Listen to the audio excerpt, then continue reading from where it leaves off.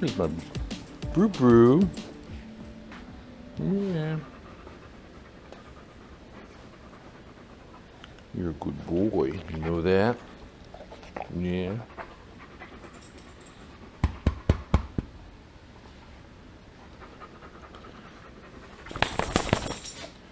Yeah, where's Butchie? What happened to Butchie? He says, I don't care, Daddy. Hey guys, welcome back to the shop. Frank here. So I've got a couple things I want to do on the forklift. If you've been watching the channel over the past year, you saw me build this forklift from a 1972 Cub Cadet. And we extended the frame and turned the seat around, moved the dash to the back so we drive it backwards. Actually now it's forwards. So, and we built a forklift mechanism. Now this is just a single stage or free lift mast. Maximum height is a little over 6 feet. Lifting capacity is about 1,200 pounds. And you've seen there's some videos on the channel a couple of weeks or a month ago that show it, you know, in action. So there's a couple things I want to do to it, and we'll put it in this video. What you doing, Brew Brew? Yeah. So a couple things. I've got some more weights to put. This is just really simple. Got some more weight plates to put on the back here, is increase the counterweight. So there's 400 pounds of plates on here, the counterweight.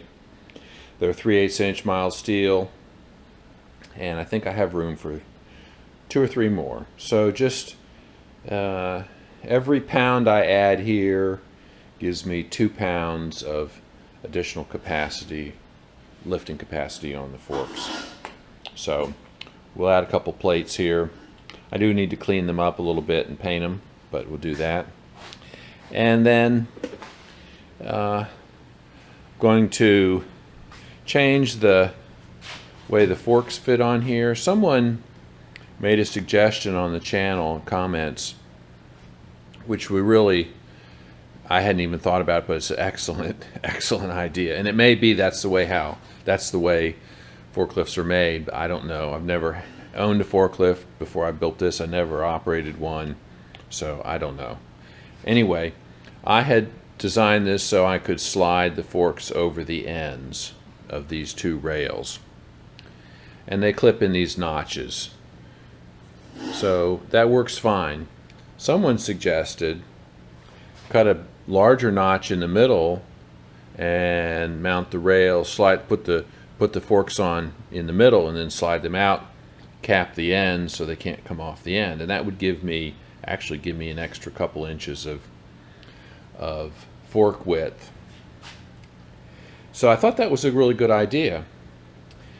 So that's what I'm going to do. We're going to cut a notch in this rail. Actually, I probably only have to cut it in the bottom rail. I think I can clip it over the top and slip it into the bottom. We push it to either side. We'll weld something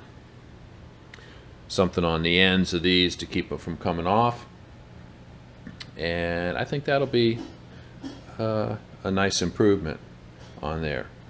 The other thing I need to do is add some of the flow restrictors to the tilt mechanism. The tilt mechanism is a little fast because the flow rate is pretty high for the small cylinders used on the tilt. So we'll add the flow restrictor for that hydraulic circuit. So I've got a couple things to take care of here. Find the center. It's 30 inches, so 15 is the center there. These are 4 inches wide.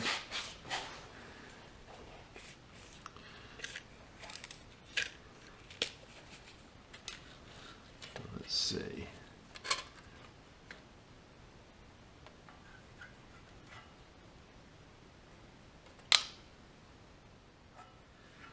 Alright, so that's the notch we're going to cut out.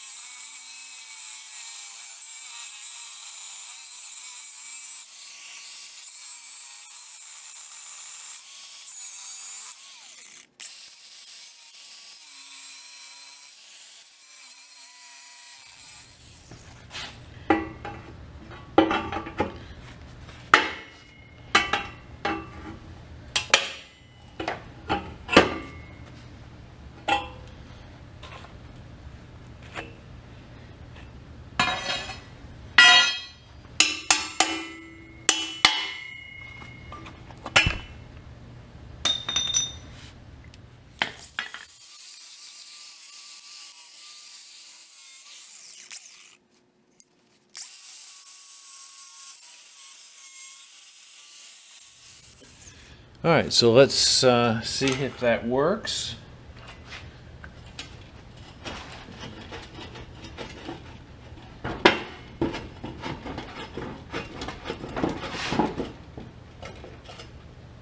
It does. Allows the fork to come off there. Plenty of clearance. All right. So let's figure out what to do on the ends here to keep the forks from sliding off.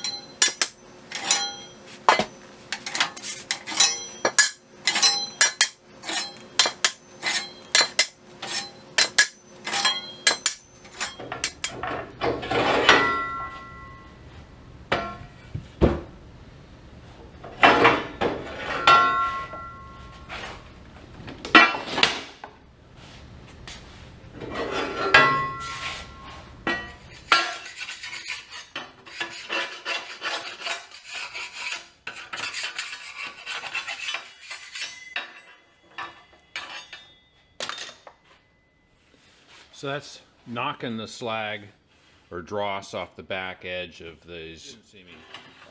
Cut these on the plasma table like a couple weeks ago. I had a sheet with some spare material on the table. So this is just mild, 3/8 inch mild steel. And I'm going to add these to the existing plates. So just knock the dross off the back edge, and then we'll just hit it with a sander to remove the burrs, and then those will be ready to paint.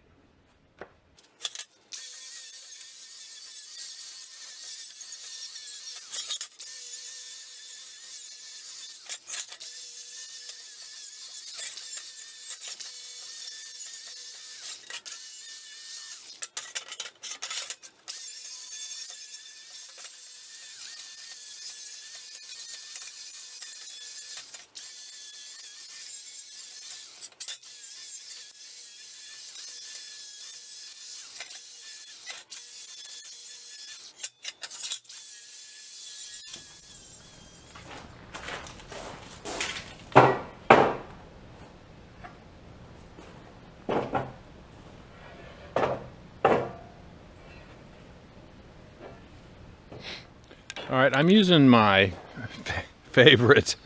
one of my favorite paints, this Rust-Oleum Rust Reformer. I use this as a primer, and it converts any minor surface rust to magnetite. It's like naval jelly, kind of works like naval jelly. But it's a good primer, and I've been using it on a lot of stuff. And actually, this is all I used on the plate. So I'm going to give the plates a coat, and I'm going to give the axle. This is the heavy-duty axle that I got for the rear of the forklift. I haven't decided for sure if I'm going to use it. I have to see if it will match up on the power steering. It's set up for a different power steering arrangement than I currently have, but I may be able to still use this, so that remains to be seen. But main thing here is get these plates painted, get that painted so I can paint it yellow. The axles off of the tractor series that this came out of were black. So the difference is this has a 1-inch spindle versus a 3/4 inch spindle on the existing front axle. I don't know if the axle itself is any stronger. It does have a couple notches worn in it, as is common with these tractors, where the front mule drive pulleys scrape the axle. So that does actually weaken the axle a little bit. Since this is actually the bottom side, so this web is actually in tension rather than compression. So I mean, that's not good, but with the 1-inch spindles, that's probably the weak point. So, you know, the plan is to swap these axles out if it'll work out. So we're going to give it a coat of paint to get started.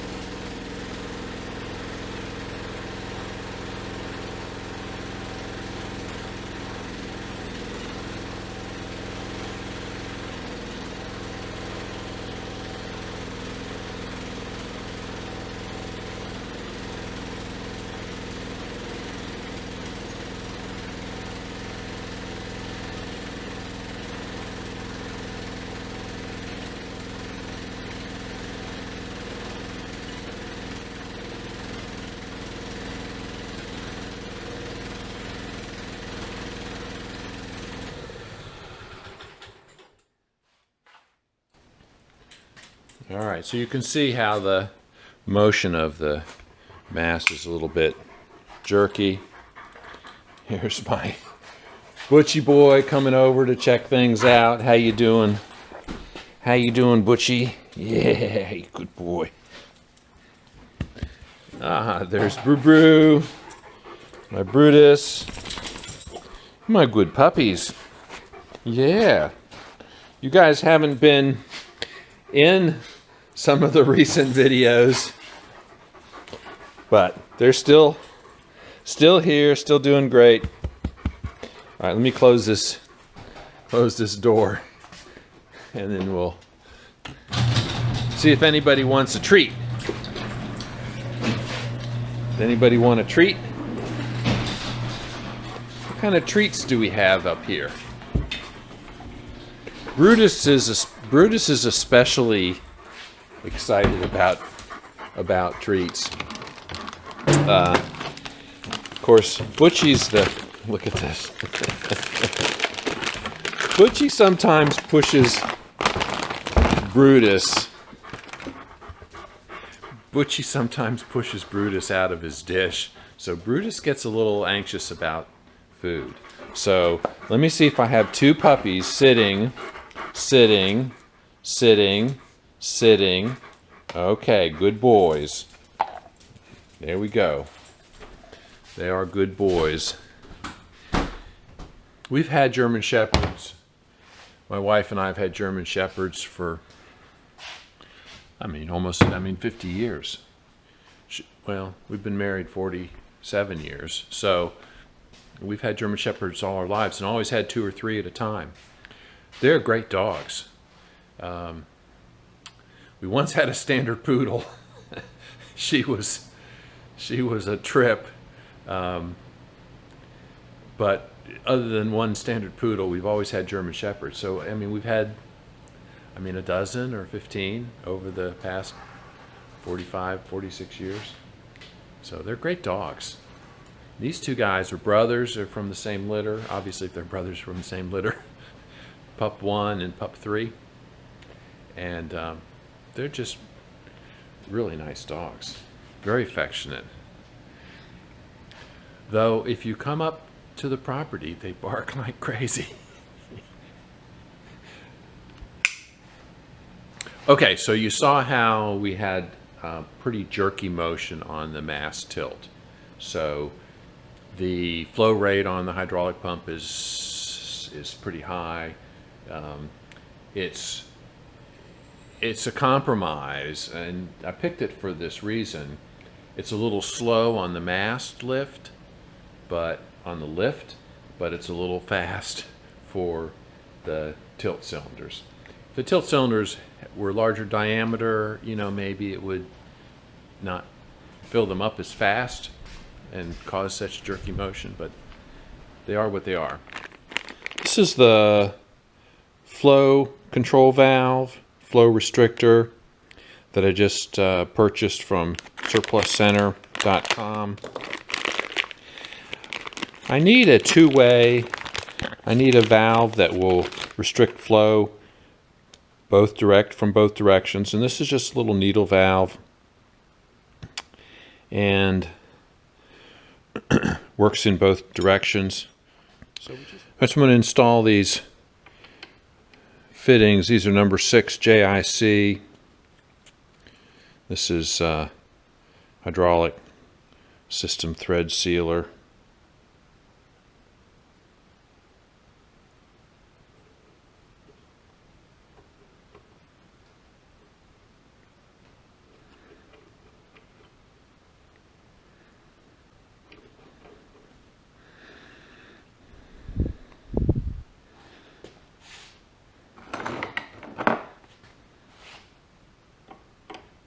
That's 5/8.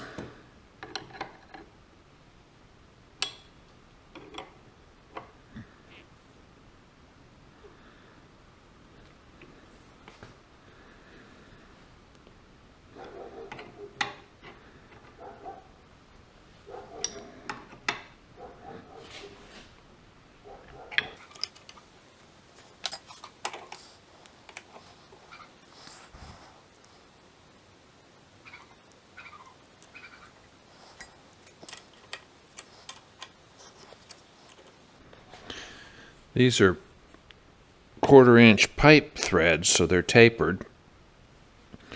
So as you tighten them, they should seal.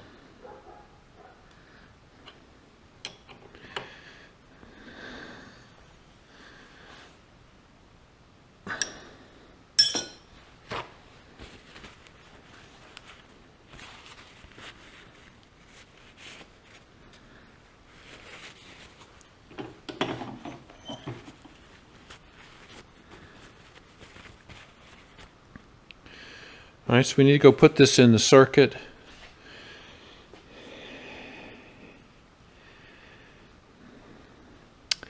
And I've got a couple of shorter hoses here.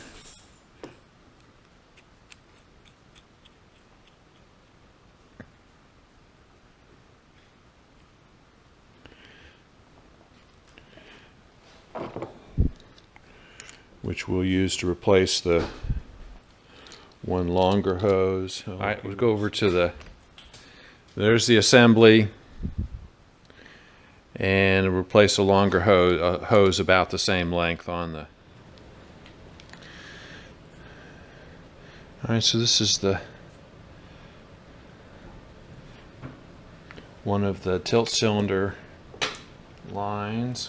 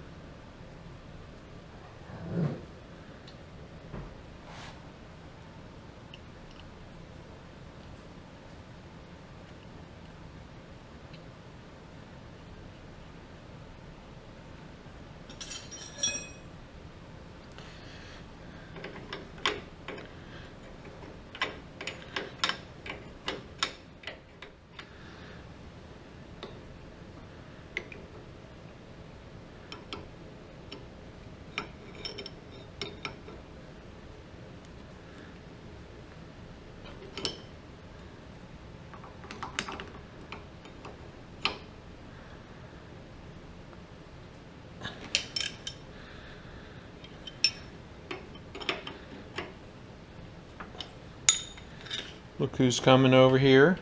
Mr. Brew Brew, come here. All right. You're a good boy. Even if you are all wet. You've been outside. Okay, be good. I'm going to open it a little bit, and we'll start the tractor up here and test it out.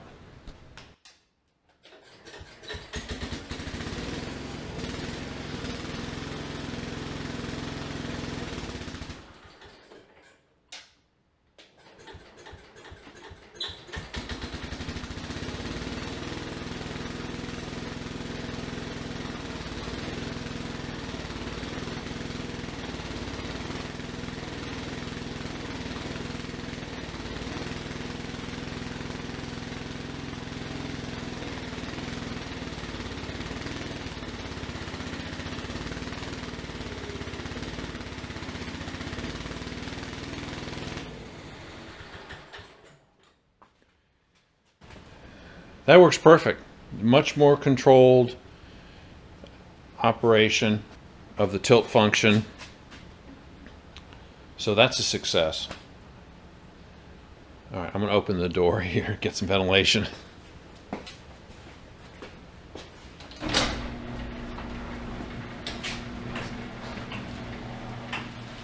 So on the hydraulic circuit, and I have these valve handles in unconventional arrangement. So those of you that operate forklifts will be very upset. I've got this handle for up and down. It's logical for me. This handle for forward and back for the mast, tilt. So lift and tilt. It's logical to me. That way I don't get confused between the handles. So forward and back sends fluid through one line or the other, and we'll take the line with the flow restrictor here. It comes into the front of this cylinder and through this T, and it also goes across to the front of the other cylinder, and it pushes the piston back. And then, so the flow is restricted through this valve into the cylinder for the back function. When you want to tilt the mast forward, you put fluid through the other line, and it goes behind the piston and pushes the piston out, tilts the mast forward. But when it does that, the fluid on the other side of the piston has to come back and return through this valve. So no matter which way you're going, this valve winds up restricting the fluid one way or the other. So it accomplishes the purpose.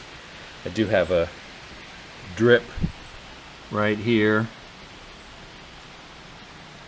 so I'm gonna have to tighten this up, but I'll take care of that, stop that. So that's how it works. It's basically just a small needle valve, and it's adjustable for how fast you want it to operate. Got the heavy-duty axle here. You saw me prime it the other day. It was a couple days ago. Got one coat of yellow paint on it. I'm going to go ahead and swap it out with the existing axle. So that'll be the axle upgrade we've been talking about.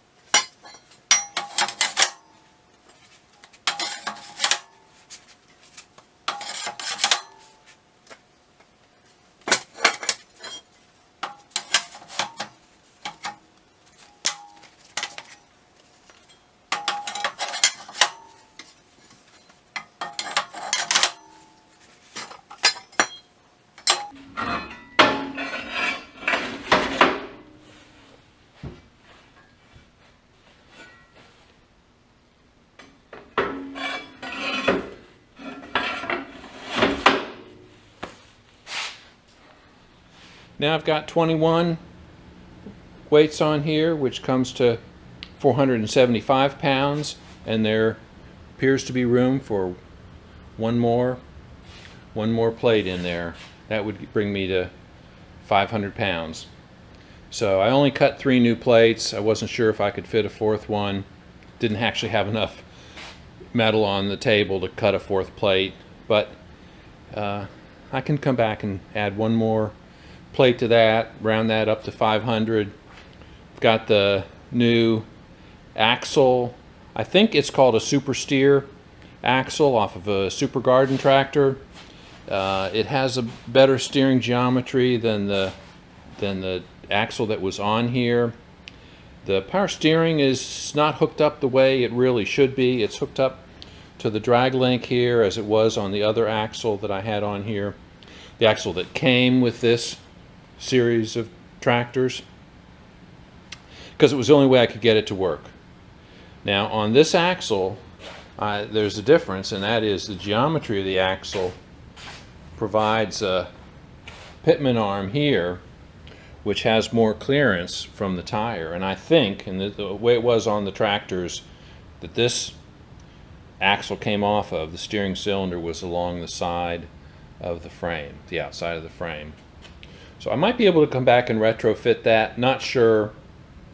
Have to see about doing that. The advantage of changing it might be a little tighter turning radius than I will get with this arrangement. So I'm going to run it, see how it is. It won't be any worse. It won't be any worse than it was before, but it won't be as tight a turning radius as it would if it were properly, if it were installed the other way. All right, the axle's upgraded. Got the flow restrictor on the tilt circuit. Notched the fork backing plate for the forks. Improved that. Added 3 more, another 75 pounds of weight to the counterweight, and verified I have room for 1 more. All right, so that's going to wrap up the improvements to the tractor for this episode. Run out of time. Hope you enjoyed watching it. Subscribe, leave a comment, and we'll see you guys on the next video.